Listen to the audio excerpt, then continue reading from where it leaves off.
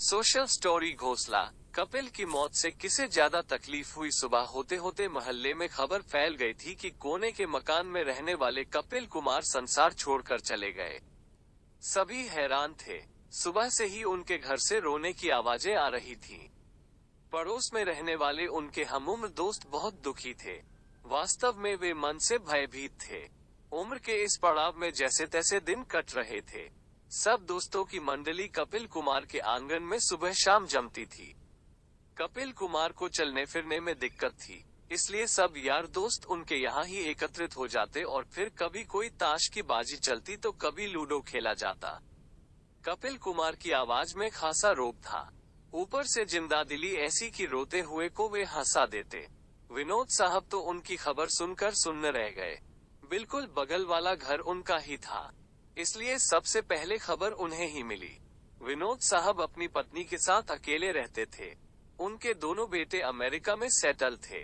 कभी भी मौत का ध्यान कर वे डर जाया करते थे कि अगर वे पहले चले गए तो उनकी पत्नी अकेली रह जाएगी। तब उनकी भोली पत्नी कैसे पेंशन और बैंक आदि के काम कर पाएगी।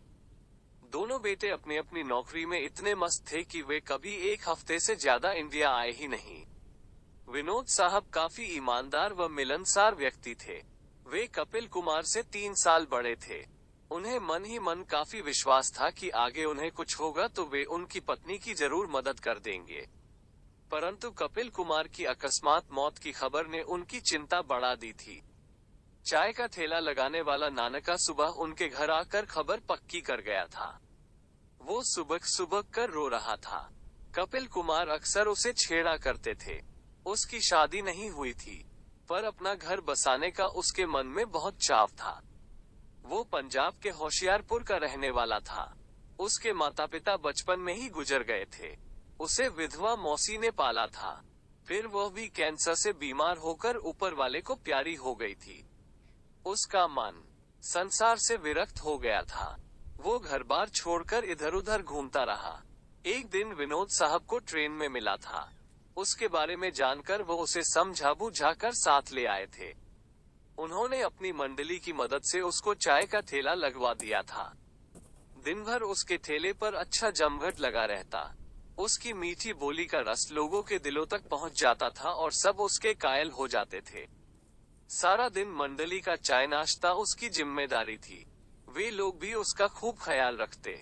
कभी उसको बड़ा ऑर्डर मिल जाता तो वे सब उसकी मदद करने बैठ जाते। उनसे उसका कुछ बंधा हुआ नहीं था।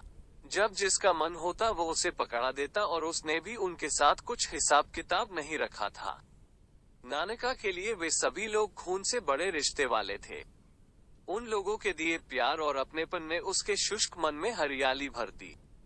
आज कपिल कुमार के जाते ही उसको लगा कि उसका अपना उसे छोड़कर चला गया।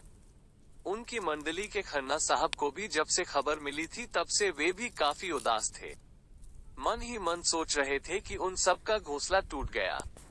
दिल चाह रहा था कि दौड़कर कपिल कुमार के घर पहुंच जाए, पर पांव थे कि साथ नहीं दे रहे थे। शायद मन ही मन अपना भविष्य वे कपिल कुमार में देखकर डर गए थे। उनके बेटे ने जब से खबर सुनाई थी वे सोच में डूबे थे। पता नहीं जिंदगी का मोह था या सच्चाई से सामना करने का डर जो उन्हें अपने जिगरी यार के घर जाने से रोक रहा था। उनके कानों में कपिल कुमार के जोरदार ठहाकों की आवाज गूंज रही थी। कल शाम ही लूडो खेलते हुए वे जब बाजी जीत गए तो बोले थे, मुझ से कोई जीत नहीं सकता। सरदार इंद्रपाल का भी यही हाल था। वे कपिल कुमार के घर सुबह ही पहुंच गए थे। उनकी बॉडी के पास बैठे वे पथरा से गए थे। परिवार के रोने की आवाजें रह रह कर उनके कानों में गूंज रही थी।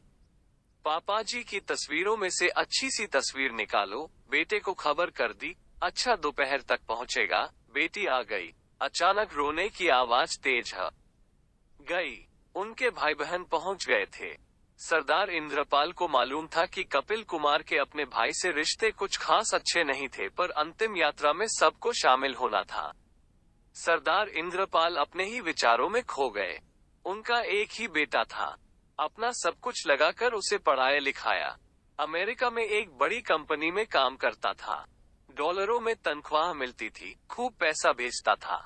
शुरू में तो हमेशा कहता था कुछ साल का अनुभव लेने के बाद वापस आ जाएगा, तब अपने देश में उसे अच्छी नौकरी मिल जाएगी। धीरे धीरे उसे अपने भविष्य के आगे बेटे का भविष्य दिखाई देने लगा। इंद्रपाल पत्नी के साथ अपने पुश्तैनी मकान में रह गए और फिर एक दिन पत्नी भी छोड़कर चली गई। अब तो ये यार दोस्त की मंडली ही उनके लिए सब कुछ थी। आज उनमें भी एक विकेट गिर गया। कपिल कुमार के घर से बाहर आकर उनका दिल बहुत भावुक हो गया। उन्होंने बेटे को फोन मिलाया। क्या हुआ पापा जी, सब ठीक है ना? उसकी आवाज की घबराहट सुनकर सरदार इंद्रपाल को अपनी गलती का एहसास हुआ। वहां इस समय मध्यरात्रि थी।